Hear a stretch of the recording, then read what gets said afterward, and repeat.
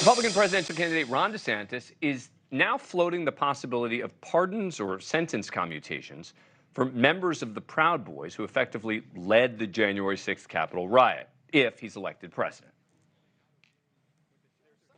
Of people that should not have been prosecuted. They just walked into the Capitol. If they were BLM, they would not have been prosecuted. Then there's other examples of people that probably did commit misconduct. They may have been violent. But to say it's an act of terrorism when it was basically a protest that devolved into a riot, to do excessive sentences, you can look at, okay, maybe they were guilty, but 22 years, if other people that did other things got 6 months.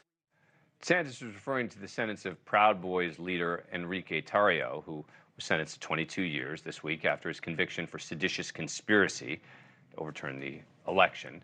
Tarrio wasn't at the Capitol riot because he was arrested days earlier, but prosecutors successfully argued that he maintained command over the Proud Boys as its members stormed the Capitol and even took credit for the riot on behalf of the group.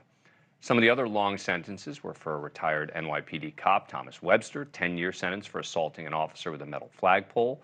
Peter Schwartz was sentenced to 14 years after he was convicted for throwing a chair at officers and then spraying them with pepper spray. 52-year-old Christopher John Worrell, a Florida Proud Boy, is actually on the run.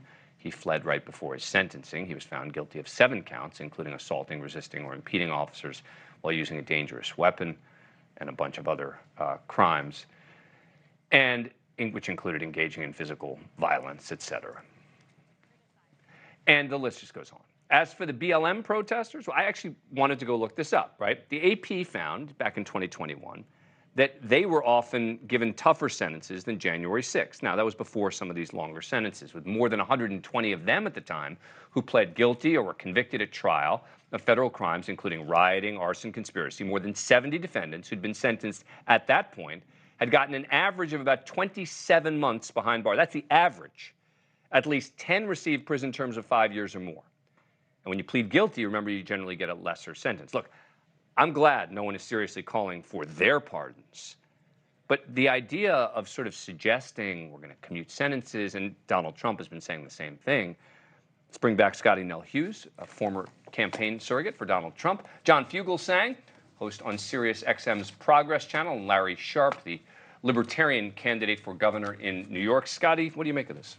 Well, let me just say, J6 is a disaster for Republicans. And every time the Democrats can bring it up, and they have highly politicized it, we never find out the full truth and the full picture of everything before J6 started, what happened during, and most importantly, what's happened. 2.5 years later, we're still having federal law enforcement officials this week show up at a man's house and arrest him and break into his safe, or don't break in. They get into his safe and find out what guns he has. 2.5 years, they're still investigating these. Yet, we still don't know who burned down the church outside the White House during the Black Lives Matter protest. There's a lot of things that we're going to be investigating. The reason is because one was on video, right? Well, they posted it on social media. Now they have to go find. So it's not. We don't have video of who was burning down the church in front of the White House. There was no church burned down next to the White House. Did you miss the one that was caught on fire? Well, the one that Donald Trump posed in front of with the Bible that was fully intact. Yeah, it wasn't burned down. There was no damage done to it. You said it was burned down. Well, not burned down, but there was burning done to it. Okay, I correct myself. But that being said, let's make sure that the punishment fits the crime. Right. And you don't convict a man just for these guys. There's no sympathy. There's Ron DeSantis doesn't care about these people any more than Donald Trump cares about these people. He is pandering to Trump voters, desperately trying to stay in this race. He's pandering the Trump voters so hard he should adopt Eric. That's how bad it is. Larry, final he doesn't care. 100%, he's right. DeSantis is just a desperate bad candidate who wouldn't know a pro-positive policy if it jumped up and bit him in his bum. He has no idea. He's always against something, anti-this, anti-that. Now he's using this. He's got a crutch because he's a bad candidate, and he always does this. He's going to fail again. You're right. He's desperate.